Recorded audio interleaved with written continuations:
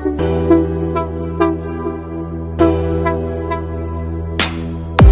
YouTube channel में आपका स्वागत है। सिंघवानी माता की जय, भटिया वाली माता की जय। DJ Vimlesh, mobile number 6261236245।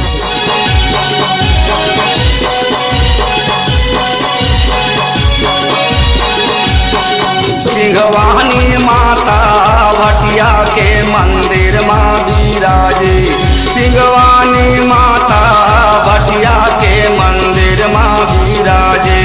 सिंघवानी माता भटिया के मंदिर माँ विराजे। सिंघवानी माता भटिया के मंदिर माँ विराजे।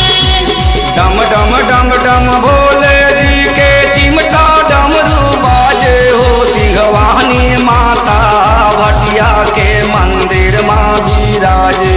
सिंघवानी माता भटिया के मंदिर माँ विराजे। सिंघवानी माता भटिया के मंदिर माँ विराजे। सिंघवानी माता भटिया के मंदिर माँ विराजे। विमलेश यूट्यूब चैनल में आपका स्वागत है। Mobile number 6261236245।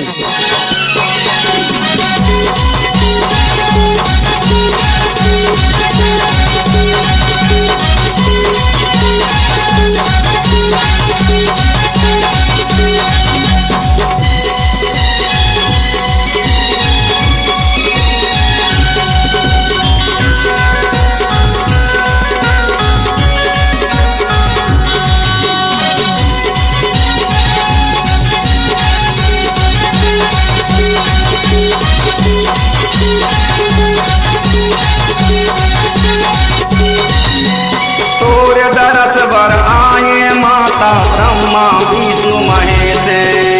ब्रह्मा विष्णु महेश माता ब्रह्मा विष्णु महेश।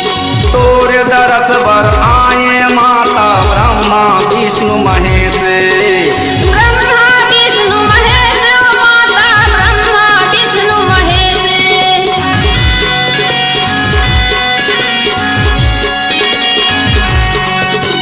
चढ़े नादिया महादेवाए कट गए सकल कले से हो। सिंघवानी माता भटिया के मंदिर माँ विराजे। सिंघवानी माता भटिया के मंदिर माँ विराजे। सिंघवानी माता भटिया के मंदिर माँ विराजे।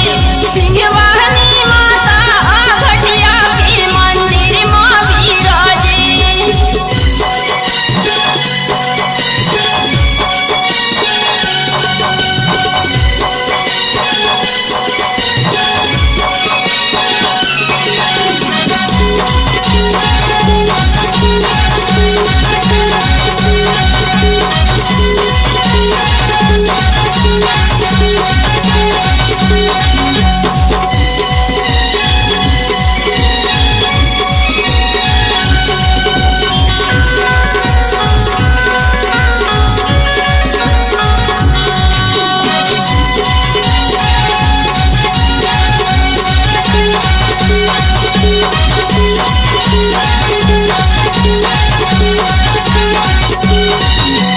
नारद नैना मग्न भये हैं देख रूप कपिहर से।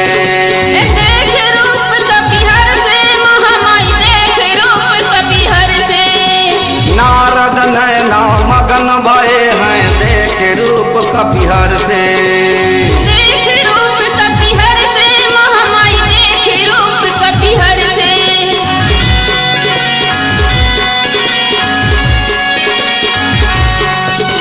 इंद्र लोक ले बजे नगाड़ा फूल के माला बरसे हो। सिंघवानी माता भटिया के मंदिर माँ विराजे।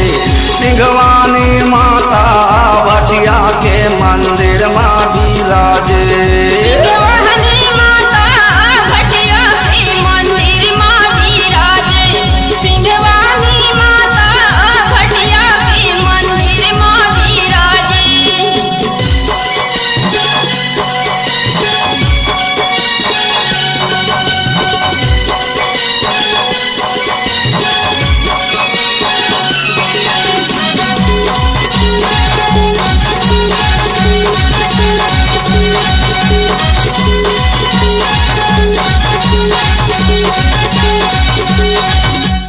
यूट्यूब चैनल में आपका स्वागत है। Mobile number 62 61 23 62 45।